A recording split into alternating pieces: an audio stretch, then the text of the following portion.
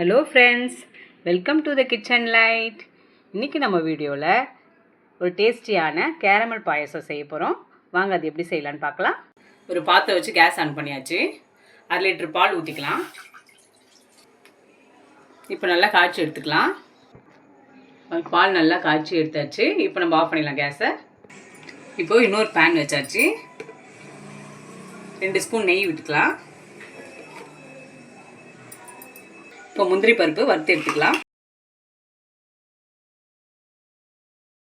நெய்லேயே நல்லா வறுத்துட்டு ப்ரௌன் ஆகுது. இப்போது நம்ம எடுத்துடலாம். அதுலேயே திராட்சை போட்டுடலாம்.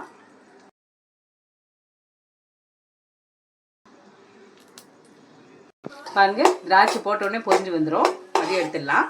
அதே பேனில் 1 ஸ்பூன் நெய் விட்டுக்கலாம். இப்போ சேமியா எடுத்துருக்கேன். நம்ம அதை வறுத்து எடுத்துடலாம். இது வந்து 150 கிராம் அளவு.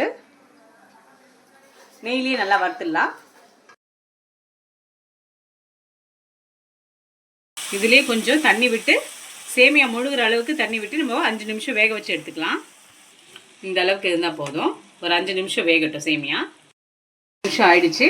நல்லா சேமியா ஒரு 90% வெந்துடுச்சு. இப்போ சேமியா ரெடி ஆகிடுச்சு. நம்ம கேஸ் ஆஃப் பண்ணி எடுத்துடலாம். இதோ கேரமல் பண்ணிக்கலாம். ஒரு பாத்திரம் வச்சாச்சு. சர்க்கரை 1 கப் அளவு எடுத்துருக்கேன். இப்போது கேரமல் பண்ணிக்கலாம். தண்ணிலாம் ஊற்றாமல் அப்படியே ஒரு 5 நிமிஷம் வச்சாலே அது கேரமல் ஆகும். கலர் மாறுது. சர்க்கரை தேன் கலரில் வரட்டும். பாருங்கள், கலர் நல்லா சேஞ்ச் ஆகிடுச்சு. லைட் ப்ரௌன் வந்துடுச்சு பாருங்கள். இன்னும் ஒரு 5 நிமிஷம் அப்படியே இருக்கட்டும். நல்லா கலர் மாறட்டும். பாருங்கள், நல்லா இப்போ டார்க்காக வருது. இதுக்கு மேலே நம்ம விட வேணாம். கொஞ்சம் கொஞ்சமாக பால் விட்டுடலாம். சிம்மில் வச்சுக்கோங்க. சிம்மில் வச்சுட்டு கொஞ்சம் கொஞ்சமாக பாலை விடலாம். பால் விடும்போது அப்படி தான் பொங்கும். நம்ம கொஞ்சம் கொஞ்சமாக அப்படியே கிளறி விட்டுட்டே இருக்கணும். இப்போ பாருங்கள், சரியாயிடுச்சு. நல்லா கிளறி விடணும்.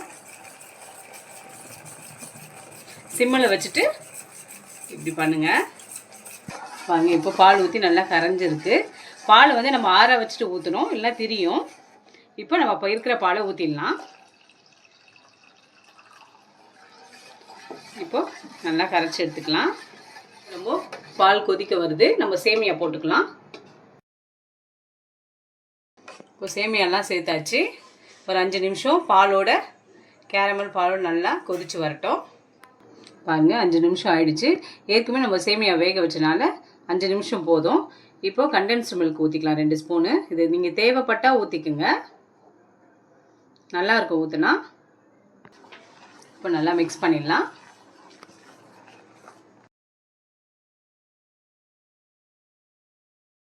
இப்போது ஏலக்காய் வந்து நான் பொடிச்சு வச்சுருக்கேன். 1 ஸ்பூன் அளவு போட்டுக்கலாம். நல்லா மிக்ஸ் பண்ணிக்கலாம். முந்திரி திராட்சை நம்ம வறுத்து வச்சுருக்கோம் இல்லையா, அதையும் போட்டுடலாம். இப்போ முந்திரி திராட்சை சேர்த்தாச்சு. எல்லாம் மிக்ஸ் ஆகிடுச்சு. இப்போது அவ்வளோதான், பாயசம் ரெடி. பாருங்கள், சூப்பராக ஒரு டேஸ்டியான கேரமல் பாயசம் ரெடி ஆகிடுச்சு. நீங்கள் வீட்டில் வந்து ஃபங்க்ஷன் டைமில், ஃபெஸ்டிவல் டைமில் இந்த மாதிரி செஞ்சு கொடுங்க. சூப்பராக சாப்பிடுவாங்க. டேஸ்டியாகவும் இருக்கும். டேஸ்டியான பாயசம்னா இதை நம்ம சொல்லலாம். அவ்வளோதாங்க, ரெடி ஆகிடுச்சு. இந்த ரெசிபி உங்கள் வீட்டில் ட்ரை பண்ணி பாருங்கள். உங்களுக்கு ரொம்ப பிடிக்கும்.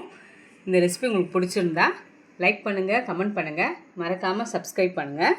இவ்வளோ நேரம் நம்ம வீடியோவை பொறுமையாக பார்த்ததுக்கு ரொம்ப ரொம்ப நன்றி. கீப் வாட்சிங், கீப் சப்போர்ட்டிங். தேங்க்யூ.